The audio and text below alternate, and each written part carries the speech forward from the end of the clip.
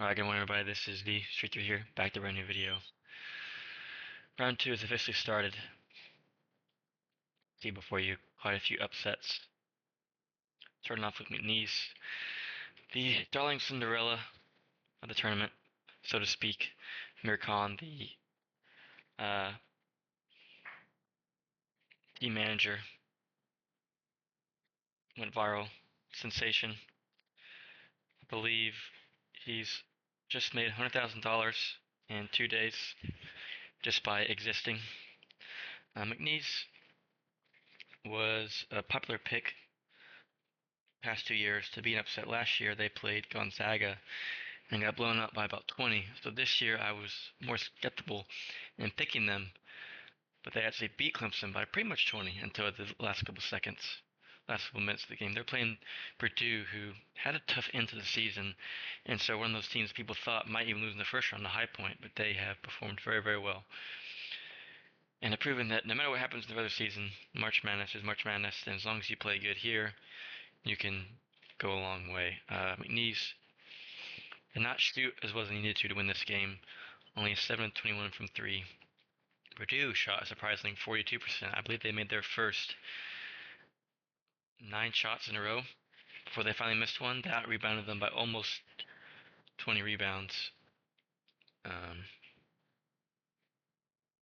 More assists. Had 19 turnovers, which I think is probably what kept McNeese in the game a little bit, was the high turnover rate.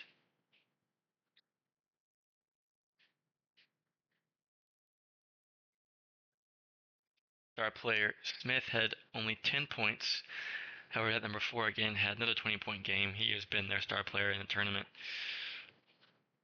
22 points, 15 rebounds, a double-double. And McNeese is out of the tournament. Does not make a Sweet 16.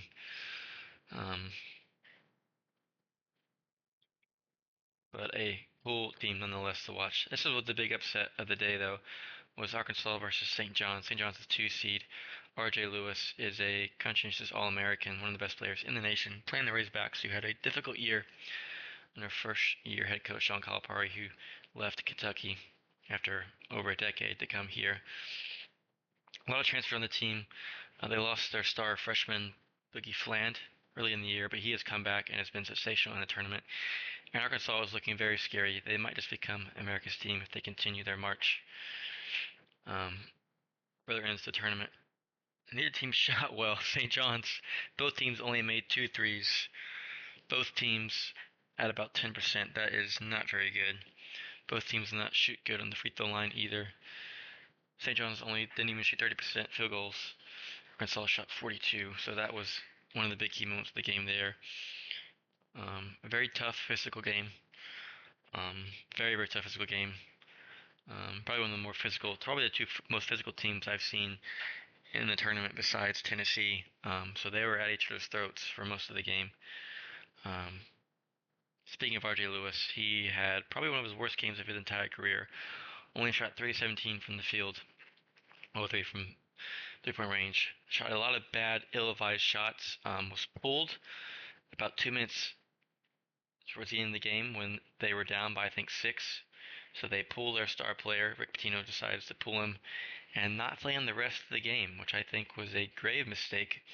Because despite him playing horribly, that is your best player. And from what I saw, no one else, as you can see here, here's a 3-point percentage, 0 of 2, 0 of 3, 1 of 6,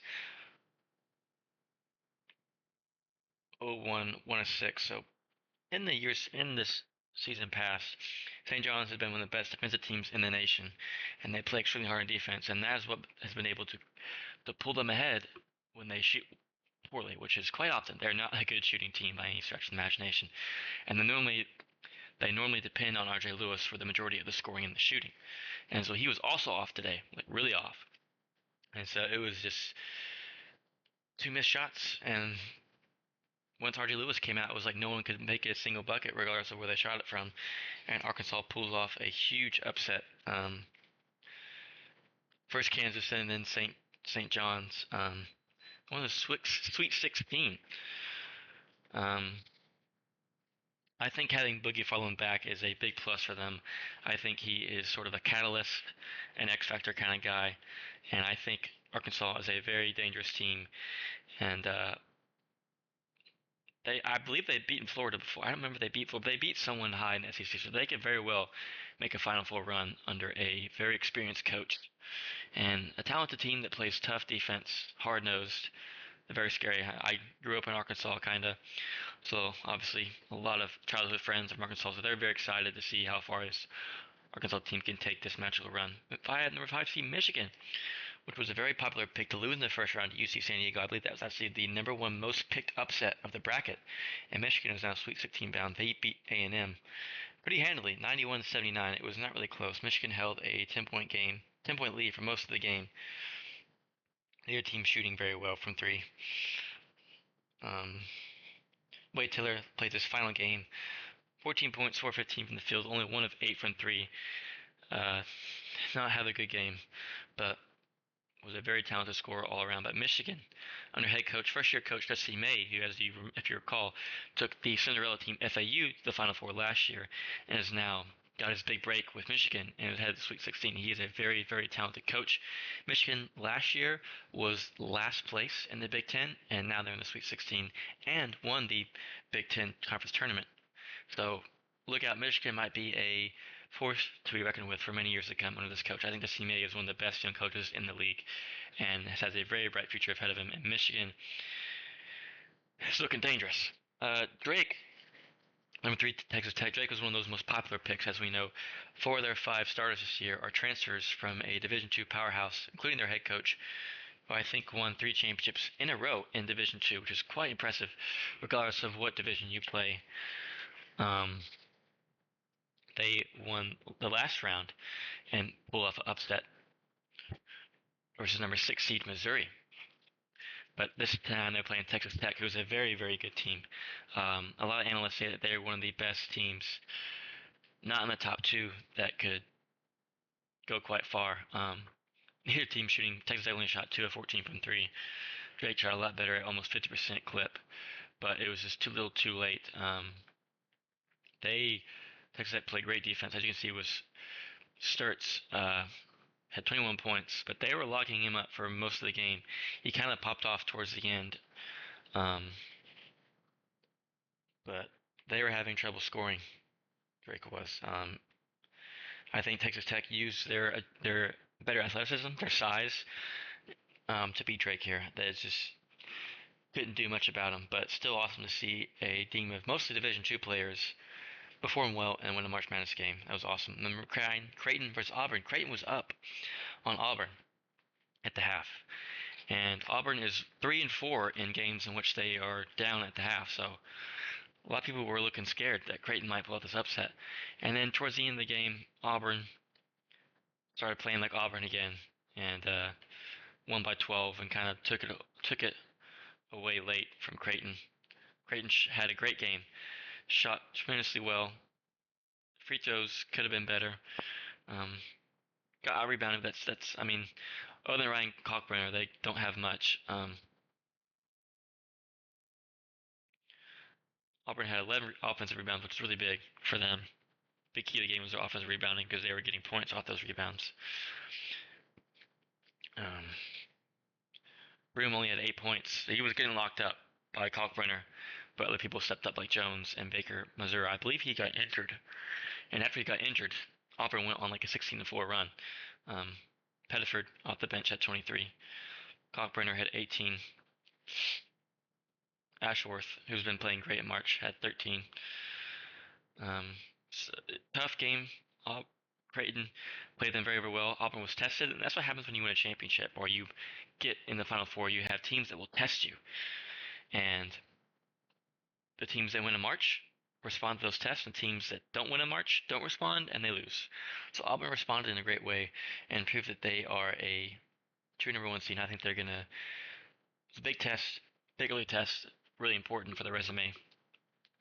6 seed BYU. This is one of those teams that a lot of analysts picked not in the top 4 to make a potential Final Four run, and they just beat 3 seed Wisconsin, who went to the Big Ten championship and upset Michigan State.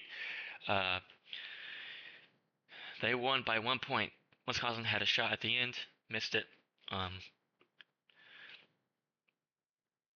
As you can see here, BYU very stretched out in terms of scoring here. We've got 11, 10, 14, and 25. So Saunders had himself a tremendous game. Only one player in their starting five did not have more than 10 points. So a very all-around team. It's hard to defend this type of team when everyone is scoring and shooting well. It's really hard to beat a team like that. Same thing. Look at this guy. This guy had 37 points. Did not realize that. So he was carrying his team. That's half their points. Not a half, but close to half of their points off one guy. So that is one of the best performances. I would argue that's probably the best performance we've had in March. I think he's probably scored the most out of any player in the tournament so far off one game. What Wisconsin falls and gets upset. Really good team. Both teams are really, really good. BYU, as we know, blew out Kansas by like 40 points at one point this year. So they're not to be underestimated. 8 seed Gonzaga versus 1 seed Houston. People thought this was a very unseeded team. They won the Mountain West Conference. Only reason why they were seeded so low because they had 8 losses this year.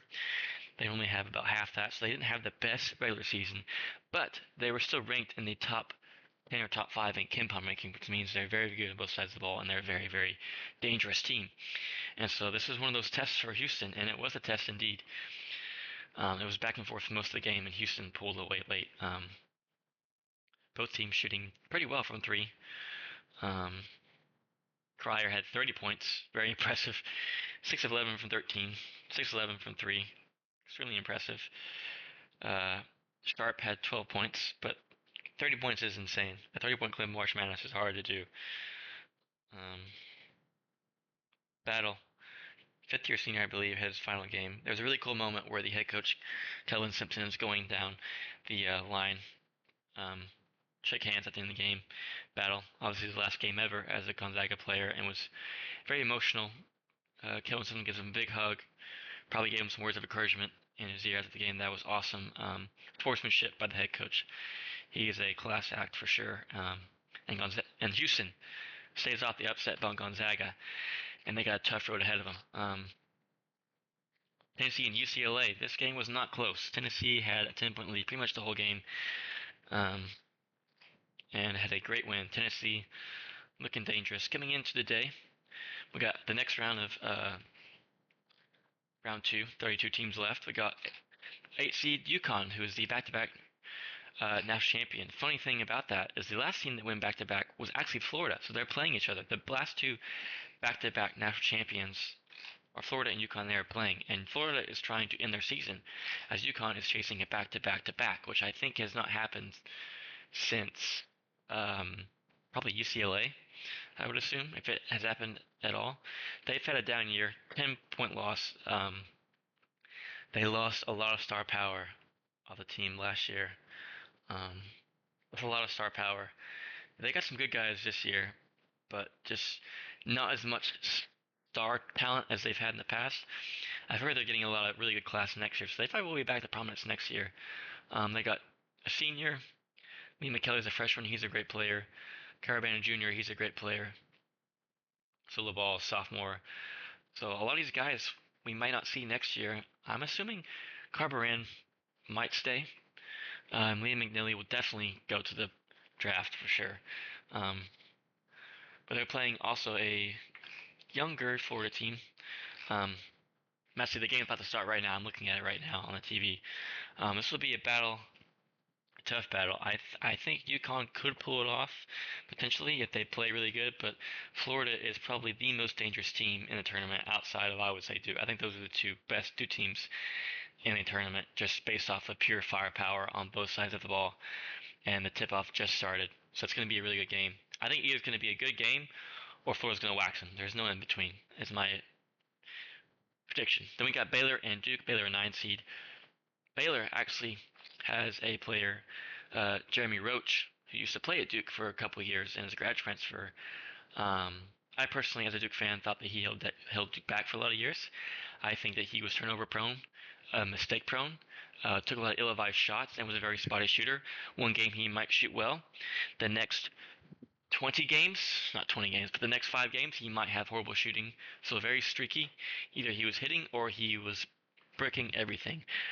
He was also undersized, so he was taken advantage of on the defense. He was a liability, and I thought that he probably, in terms of just guard play, was one of our worst guards in a long time. I know a lot of people think that he kept Duke relevant, but that's not really my opinion. I think that he actually held us back for a lot of years.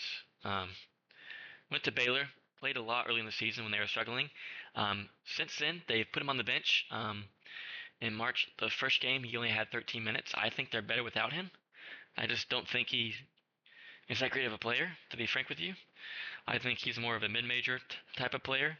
Um, so I might get a lot of. I actually had a comment on that and on Instagram, and getting a lot of negative comments on that. But I mean, I've seen this played. I've watched every game. I saw the stats, and stats don't lie. He's just not that great of a player, and but it will be cool to see them, I guess, play each other. I think Duke is about to wax Baylor. They actually played Baylor already this year and waxed them, and they're going to wax them again, is my opinion. Illinois and Kentucky, it's going to be a tough game here. Illinois had a down year, a lot of injuries. I think without the injuries, they could be the seeding could be replaced. Illinois could be a top 3 seed, if not even higher. Extremely talented. Injuries have pretty much ruined them, but they're still a really good team. Kentucky under first year coach Mark Pope, who came over from BYU, played at Kentucky, was a great guard, a national champion guard, I believe. And I think as the X's and O's guys, he's a better coach than John Calipari. But we'll see how he is in terms of recruiting, and with NIL more of a transfer type of thing instead of just recruiting freshmen. Gonna be a tough game here. It's a toss-up. I gotta tell you, it really is a toss-up between these two teams. St. Mary's and Alabama. Alabama had that scare in the first round as a 2 seed versus Robert Morris, who was shooting lights out. They're playing St. Mary's, who came back and defeated Vanderbilt, a fellow SEC team. St. Mary's, very, very good team, 29-5. One of those teams that people always underlook because they play in a weak conference. Now, they play in the conference Gonzaga. They both always have really good years, normally have 5 wins or less. St. Mary's almost never performs well in March. Gonzaga's been to the past 6, I believe, Sweet 16, something like that. St. Mary's, however, normally loses early. So it's a tough play here. Like if I was, Alabama is a great shooting team. I think Alabama has the opportunity to blow this team out of the water, or it's going to be close. But I don't think St. Mary's really has a shot. It would be a big upset if St. Mary's win this game. Huge upset, for sure. Colorado State and Maryland. Maryland has Derek Queen, one of the best freshmen in the country. He is a big-time player. Playing Colorado State, who is playing tremendously well on a hot streak. They upset someone. Who do they upset? I forget already. But they are a dangerous team. This could be an upset. Really could. I think out of all the 12 seeds remaining, this is the team, Colorado State, that could make a run. Then we got Ole Miss and Iowa State. Iowa State, tremendous team. 9 losses. At one point, were undefeated in the top 3 in the entire nation. They lost their star player, but are still a very, very good team. Great on both sides of the ball. More of a defensive team, though, I would say, versus Ole Miss. First year coach Chris Beard, who was a tremendous coach, as we all know, he took Texas Tech to the national championship and then went to Texas and then was fired after being falsely accused of assault on his fiancee, which he has now been acquitted and proven innocent. And as we know, Texas has become a dumpster fire program with Rodney Terry. He probably will be fired. I think Texas made a huge mistake in firing Chris Beard. I think they would have been competing for national championships if they still had Chris Beard. But now he's taken over Ole Miss, and they've had a very great year as the first-year coach. They're a 6 seed. This is another toss-up game. I would say Iowa State is favored, even with their star player gone, but it's going to be a tough game, hard-fought battle. New Mexico and number 2 seed Michigan State. This is another one of those teams that can make a deep run with their star player Dent, who everything goes through him. If you shut him down, Mexico's not no chance. Michigan State, Tom Izzo, one of the great all-time coaches. His 8th, 16, I believe, was won 1 championship back in like 2000, 2002, 2001, one of those years. They're a 2 seed. It's going to be a tough game for Michigan State. It's going to be one of those big tests, I believe, that they need to have early on. And then we've got Oregon and Arizona. These two teams were picked to pull off upset, but they both won their games. I think Oregon probably is the better team on paper, but Arizona State, if they get hot, they can beat anybody. But they're also prone to not shoot well, so I would personally pick Oregon despite it being a lower seed. And that's it for today. As you can see, Florida was up 6-0. UConn finally responded. But that's it for today's video. If you enjoyed, my bracket is pretty much screwed. I've got 2 Final Four teams, I believe, that are already out. So tough year for me. But that's March. In fact, we still had 3 perfect brackets. Only 3 in the entire nation. 3 left. I know last year, after the first day, there was none left. So it's a lot less upsets this year. The first time since 2017 that all 4 teams did not lose in the first round. So that was actually they did not lose in the first round. So much more better top end teams this year, as I suppose previous years. But that's it for today's video. Leave a like if you enjoyed. Subscribe for more content. As always, this is E3 signing out. Stay frosty.